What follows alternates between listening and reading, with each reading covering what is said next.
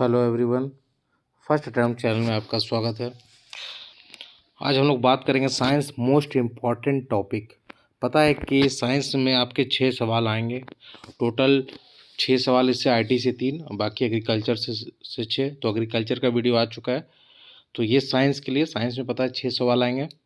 और काफ़ी आप ही लोग ग्रुप से स्टूडेंट लोग का मैसेज आ रहा था कि साइंस के लिए कुछ एक वीडियो बनाई मोस्ट इम्पॉर्टेंट टॉपिक का। तो मैं कोशिश किया हूँ 6 जेपीएससी, 7 जेपीएससी और बैकलॉग को पेपर देखते हुए एक निष्कर्ष पर पहुँचने के। उसके आधार पर मैं बताऊँगा कि किस टॉपिक पर आपका फोकस ज़्यादा होना चाहिए। क्योंकि साइंस में 6 सवाल है तो कितना एफर्ट लगाना भी सही है, ये भी बहुत बड़ा सवाल है। साइंस में कौन सा बुक पढ़ना चाहिए, पूरा घटना चक्र ही लगा लेना चाहिए। अगर एग्ज़ाम 17 मार्च को होता है तो उसका अलग कंडीशन है, और एग्ज़ाम अगर आगे बढ़ता है तो फिर उसका अलग कंडीशन होना चाहिए। क्योंकि अगर हम लोग अभी मान के चलते 17 मार्च को एग्ज़ाम डेट फिक्स है, तो उसी के अनुसार से हम लोग का रणनीति होना चाहिए। तो थोड़ा सा स्पीड भी, बहुत तेज़ी से भी पढ़ना है और चीज़ों को थोड़ा सा कम भी करना है। क्योंकि 6 सवाल है, बहुत ज़्यादा डीप में भी नहीं जाना है। 2-3 सवाल तो एकदम ईजी होंगे, जो पहले भी साइंस पढ़ चुके वो तो बना देंगे। तो जो ज़्यादा, 2 ही 3 सवाल में जो भी थोड़ा बहुत दिक्कत हो सकता है, तो हम लोग को इनपुट और आउटपुट ये भी देखना है कि कहाँ से कितना नंबर ज़्यादा गेन कर सकते हैं। मकसद है प्रीलिम्स निकालना, तो ये भी बहुत ज़रूरी है कि कहाँ से कितना आउटपुट अब मिल सकता है। अब क्योंकि 17 मार्च पे ज़्यादा समय नहीं है, तो इनपुट आउटपुट का बहुत बड़ा खेला है और स्मार्ट वर्क करना बहुत ज़रूरी है लास्ट के 20 दिन में। तो क्योंकि अभी हम लोग 17 मार्च के, ये जो मेरा रणनीति है बताने का है, 17 मार्च को लेकर है। डेट आगे कुछ और रहता तो मैं उस पर कुछ और बात करता, लेकिन जो अभी मैं बताऊँगा 17 मार्च को देखते हुए बताऊँगा। और वैसे ये टॉपिक हमेशा के लिए इम्पोर्टेंट रहेगा। कुछ मैं बुकों को और जोड़ सकता था, लेकिन उसमें अभी कम किया हूँ। बताऊँगा क्या करना है आपको। तो चलिए हम लोग शुरुआत करते हैं। 6 सवाल। तो पहले देखते हैं कि, उसके पहले मैं बता देना चाहता हूँ जो नए हैं चैनल को सब्सक्राइब कर लीजिए। क्योंकि जब भी मैं वीडियो डालूंगा तो आपको सबसे पहले मैसेज आ जाएगा, तो इसलिए सब्सक्राइब करना इसलिए ज़रूरी है। दूसरी बात ये ज़रूरी है कि आप जो भी कहीं कहीं कोर्स कर रहे हैं, अगर नहीं भी कर रहे हैं, अगर कोर्स कर रहे हैं तो क्वालिटी आप दोनों से मैच भी कर सकते हैं। आपको क्वालिटी यहाँ बेटर मिलेगा और बिल्कुल फ्री मिलेगा। तो आप चेक कर सकते हैं। 200 प्लस वीडियो मैं डाल चुका हूँ, बहुत सारे टॉपिक में डाला हूँ, सब टॉपिक में डाला हूँ, तो देख सकते हैं। उसके अलावा टेलीग्राम चैनल पर लगातार हम लोग डिस्कशन करते रहते हैं। डेली टारगेट का संडे है, कल महा मैराथन होगा। 2 घंटे में कोशिश किया जाएगा कि लगभग 50 सवाल झारखंड का कंप्लीट करने का, रात 9 बजे से। उसके कौन सा टॉपिक पर डिस्कस करेंगे तो रात में मैसेज आपको आ जाएगा, उस पर हम लोग डिस्कस करेंगे। 2 घंटे का मैराथन टाइप का चलेगा, और लगभग सिलेबस 50% सिलेबस कोशिश रहेगा टारगेट कंप्लीट करने का झारखंड का। तो जितना जल्दी जुड़ सकते हैं जुड़ जाइए। और वो फुल्ली आपको, मतलब ऐसा नहीं होगा कि समय क्या पढ़ लिए, समय बर्बाद हो गया, वो नहीं होगा। खुद मैं रहता हूँ उसमें, तो आप उसका एफिशिएंसी भी देख सकते हैं और फ़ायदा होगा। तो आप एक बार ट्राई भी कर सकते हैं। तो चलिए हम लोग बात करते हैं आखिर मोस्ट इम्पॉर्टेंट टॉपिक क्या है। उसके पहले हम लोग बात करते हैं आखिर सवाल क्या पूछा गया है 6 जेपीएससी, 7 जेपीएससी और बैकलॉग से साइंस में। ये सबसे इम्पॉर्टेंट होता है। कोई भी पेपर को एनालिसिस करने से पता चलता है कि पढ़ना किस प्रकार से। देखिए, राइबोसोम से एक सवाल आया था, ठीक है। कंपाउंड से भी सवाल आया, एमिनो, सल्फर, नाइट्रो से सवाल आ रहा था। नॉन स्टिंग फ्लाइंग पेन से सवाल आया। और देखिए, पॉइजनस मस्टर्ड गैस से सवाल आपका आया। डायनामाइट का रासायनिक से सवाल आया आपका। ह्यूमन ब्लड से सवाल आया। मैं इसका आंसर अभी नहीं बता रहा हूँ, मैं बता रहा हूँ कि सवाल किस प्रकार से आया 6 जेपीएससी में। वो वाइट कलर और मिल के पीछे कारण का पूछा गया था। तो इस प्रकार के 6 जेपीएससी में सवाल देखने को मिला। 7 जेपीएससी में कौन सूत्र के बारे में पूछा गया था, ठीक है, सिद्धांत के बारे में।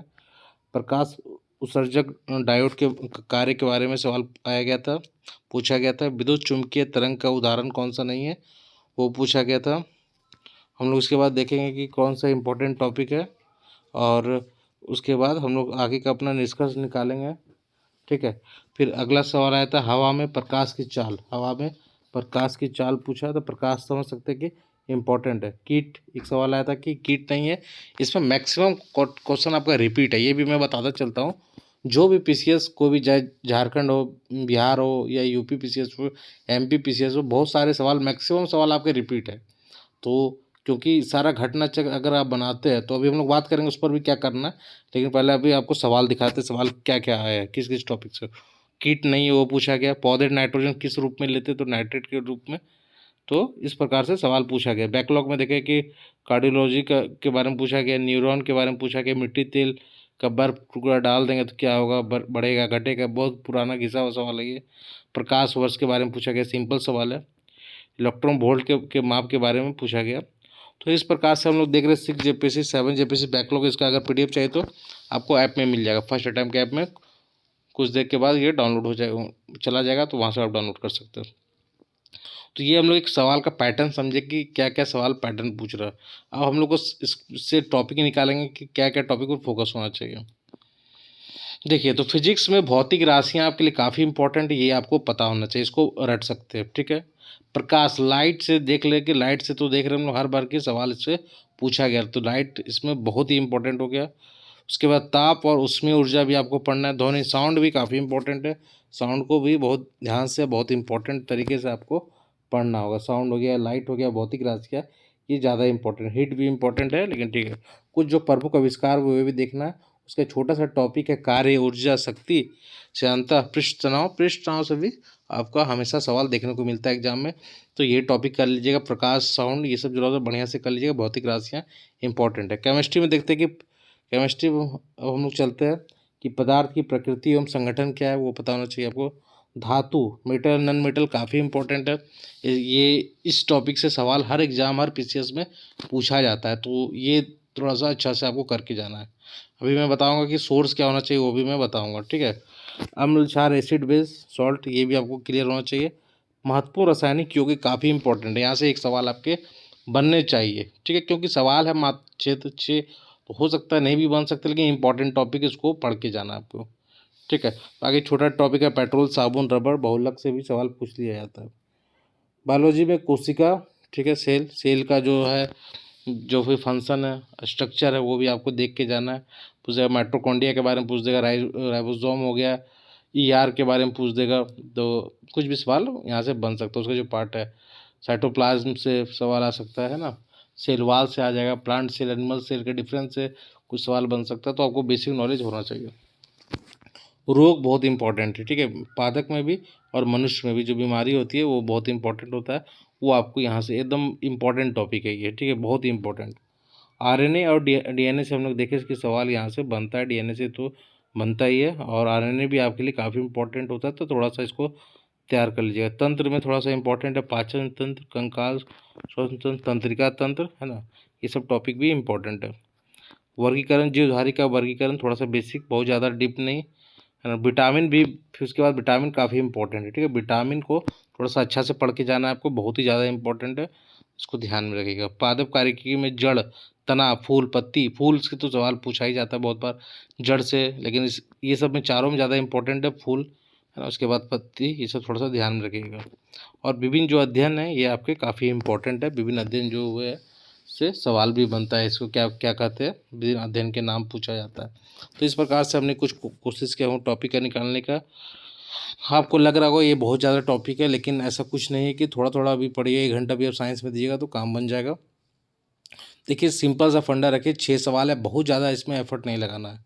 अगर आपने साइंस पहले से पढ़ा तो सिर्फ रिवाइज करना है, ठीक है। दूसरा आप अपना जो इधर स्मार्ट वर्क करके उसमें ध्यान लगाइएगा, किसमें, अभी झारखंड सब में। मैं यही बात क्यों बोल रहा हूँ, अगर एग्ज़ाम 17 मार्च को होता है तो बहुत ज़्यादा एफर्ट नहीं लगाना है, आपको अपना एफर्ट्स झारखंड में ज़्यादा लगाना है, करंट में ज़्यादा लगाना है, और ये लगाना है। ऐसा नहीं कि छोड़ना नहीं, इसको पढ़ना है, लेकिन हम लोग इसको लिमिटेड रिसोर्स से पढ़ेंगे, ठीक है, लिमिटेड रिसोर्स से। अगर एग्ज़ाम अगर आगे सपोज डैट टल जाता है, तब इसको थोड़ा सा आप घटना चक्र से आपका जो भी पीसीएस में जितना भी सवाल है बहुत बढ़िया से बना सकते हैं, ठीक है। आज जिनके पास अभी भी लगता है कि मैं बना सकता हूँ, बाकी चीज़ मेरा तैयार है, तो वो भी घटना चक्र जरूर बना लीजिएगा, क्योंकि सवाल को मैक्सिमम सवाल आपका रिपीट रहेगा, ये कंफर्म मानिए, मैक्सिमम सवाल जो आएगा रिपीट ही रहेगा। तो इसका एक और काम कर सकते हैं, लूसेंट पढ़ना है, लूसेंट सबको पढ़ना है, ठीक है। 25-30 पे जो साइंस है वहाँ से आपको लूसेंट पढ़ना है, इस इंपॉर्टेंट टॉपिक जो बताया इसको पहले पढ़ना है, जैसे लाइट बताया, साउंड बताया, सब पहले पढ़ना है, ठीक है। मापक बताया, इसी तरह जो बायोलॉजी केमिस्ट्री बताया इसको पहले पढ़ना है, लूसेंट पर फोकस करना है, ठीक है। PYQ PCS का यहाँ 2 ऑप्शन है, अगर समय ज़्यादा है आपके पास तो घटना चक्र बना सकते हैं, अगर समय कम है तो वन लाइनर जो आता है PCS का है ना, वन लाइनर, चाहे वह महेश बंडवाल का हो या परीक्षा वाणी का हो, जो PCS से रिलेटेड सवाल है रिपीट किया हुआ, उसको जरूर कम से कम बना के जा सकते हैं, ठीक है।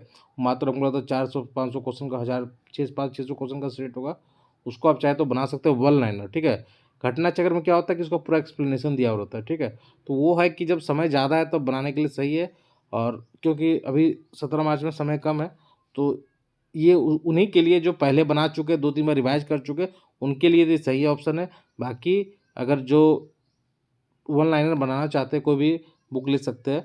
तो जैसे एक एक बुक आता है महेश बंडवाल का, मुझे याद है, उसमें क्या होता है कि सारे PCS जो भी सवाल पूछे गए वो वन लाइनर रहता है, और जैसे घटना चक्र एक्सप्लेनेशन रहता है उसमें वन लाइनर रहता है। एक परीक्षा वाणी की बुक आती है, वो भी इसी प्रकार की है, तो कोई भी एक रख सकते हैं, ठीक है। नहीं है तो कोई दिक्कत नहीं है, लूसेंट एटलीस्ट लूसेंट आपको पढ़ के जाना है, ठीक है। नहीं भी है तो ज़्यादा परेशान नहीं होना 6 सवाल के लिए। 6 सवाल में ऐसा सवाल होगा, 2-3 तो आप जान ही रहे होंगे, तो 1-2 सवाल के लिए बहुत ज़्यादा एफर्ट लगाना, वो भी अभी के समय मैं उसको सही नहीं मानता हूँ, ठीक है। तो ये मेरा अपना विचार है, बाकी अगर समय है पढ़ा हुआ तो आप रिवाइज कर सकते हैं लूसेंट, लेकिन एटलीस्ट लूसेंट आपको पढ़ के जाना चाहिए, ठीक है। और 6 JPSC 7 JPSC और बैकलॉग के सवाल अपने स्तर पर भी आपको चेक करना चाहिए और थोड़ा सा उसमें काम करना चाहिए। जैसे DNA के बारे में थोड़ा जानकारी जुटा लीजिए, इस प्रकार से काम करना चाहिए। और ये एक मेरा छोटा सा प्रयास रहा आप लोग के लिए, ताकि मैं आपको क्योंकि बहुत लोगों को, बहुत स्टूडेंट का ये मैसेज आ रहा था कि साइंस के लिए थोड़ा सा गाइड कीजिए, तो मैंने जो भी करता हूँ पहले क्वेश्चन देखता हूँ प्रीवियस ईयर, उसके बाद अपना एनालिसिस में पहुँचता हूँ और क्या पढ़ना चाहिए मैं वही चीज़ बताऊँगा जो मैं खुद फॉलो करता हूँ। मैं ऐसा चीज़ कुछ नहीं बताने वाला हूँ कि ऐसा चीज़ बता दिए जो आप भी, जो मैं खुद नहीं कर पा रहा हूँ उसको मैं आप करने को बोलूँ, तो मैं वो मुझसे नहीं होता। और जो बोलता हूँ मैं, जितना हो पाएगा कोई भी स्टूडेंट से, ऑलरेडी मैं भी स्टूडेंट हूँ तो मुझे पता है कितना हो सकता है, प्रैक्टिकल बात करता हूँ। और अच्छा लगे तो चैनल को सब्सक्राइब जरूर कीजिए, और नए हैं तो वीडियो जाके देखिए, और टेलीग्राम चैनल का लिंक नीचे दिया हुआ है, ज्वाइन कीजिए और अपना फीडबैक दीजिए, बताइए कैसा लग रहा है, क्या इंप्रूवमेंट चाहिए। उसके अनुसार जिस तरह समय मिलेगा मेरे पास, मैं बीच बीच में लगातार समय निकाल के वीडियो बनाता रहता हूँ। और अभी CNT का भी आज एक वीडियो फिर आएगा रात के आसपास, शाम तक के आसपास, और नहीं देखे तो 6 वीडियो अपलोड हो चुका है, उसको भी देख सकते हैं। टोटल 200 प्लस वीडियो अभी तक अपलोड हो चुका है। धन्यवाद।